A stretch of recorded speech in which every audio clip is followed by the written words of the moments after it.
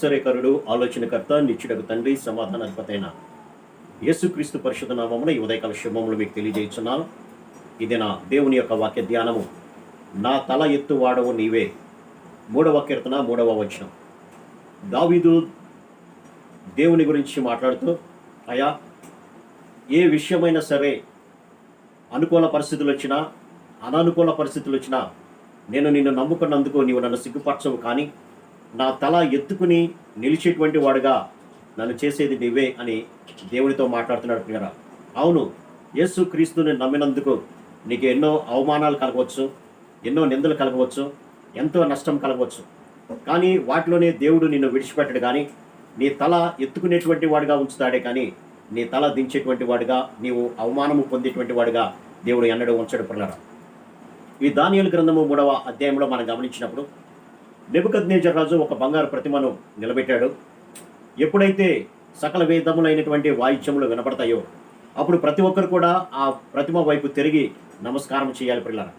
కానీ షడ్రకు, మేషకు, అబేద్నెగో వారు ఆ యొక్క బంగారు ప్రతిమకు నమస్కారం చేయడానికి ఇష్టపడలేదు.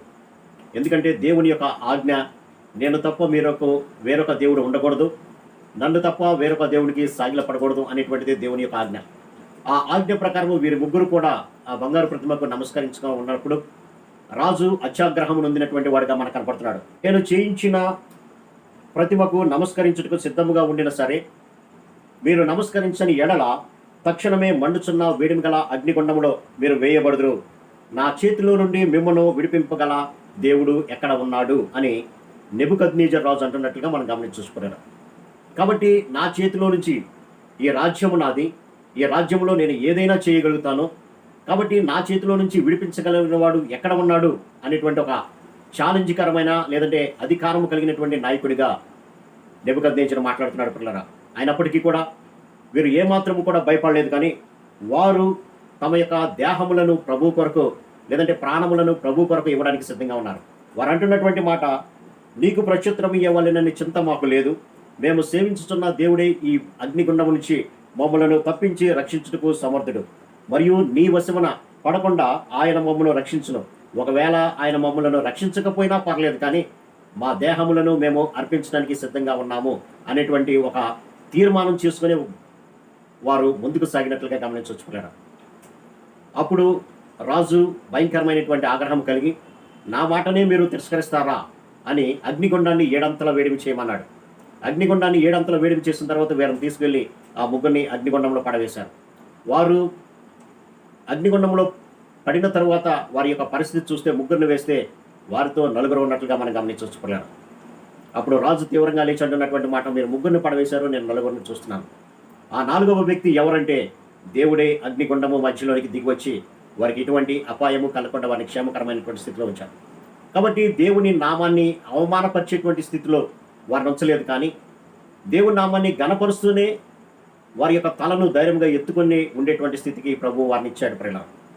అప్పుడు రాజు అంటున్నటువంటి మాట, ఏ దేవుని సేవింపక ఉందుమని తమ దేహములను అప్పగించి రాజు యొక్క ఆజ్ఞను వ్యర్థపరచరి, ఇదిగో నేను ఒక శాసనాన్ని చేస్తున్నాను.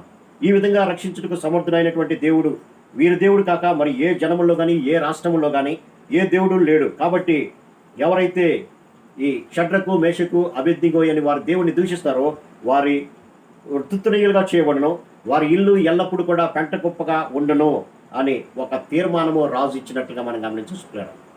కాబట్టి వారి యొక్క విశ్వాసాన్ని బట్టి దేవుడు వారిని సిగ్గుతో తల ఉంచలేదు, కానీ వారిని తల ఎత్తుకొని ఉంచేటట్లుగా ప్రభు వారిని ఉంచాడు.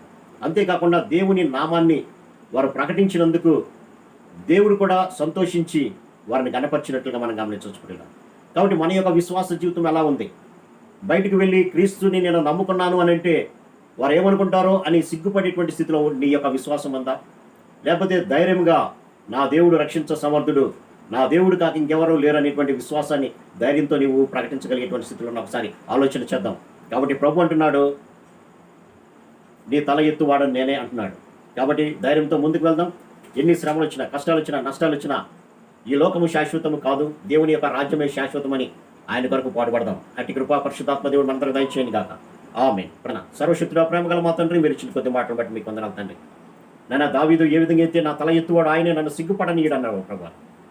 అలాగే నేను షడ్రకు మేషకు అబేద్నెగోలు కూడా నేను నమ్మినటువంటి నా దేవుడు నన్ను రక్షించ సమర్థుడు, మా తలను ఎత్తేటువంటి స్థితిలో ఉంటాడు కానీ దించేటువంటి అవమానం పొందేటువంటి స్థితిలో మమ్మల్ని ఉంచడని ఏ విధంగా అయితే తీర్మానం చేసి రాజును ఎదిరించారో నాయన, మేము కూడా ఈ లోకంలో మీ నామాన్ని ఒప్పుకోవడానికి సిగ్గుపడకనాయన. ఇదిగోనైనా మా తలను ఎత్తువాడు నా దేవుడే అనేటువంటి విశ్వాసం కలిగి ఈ లోకంలో కొనసాగే భాగ్యం ప్రతి బిడ్డకు దయచేయమని యేసు నామమున అడిగి పెట్టుకుంటున్నాం తండ్రి. ఆమేన్. God bless.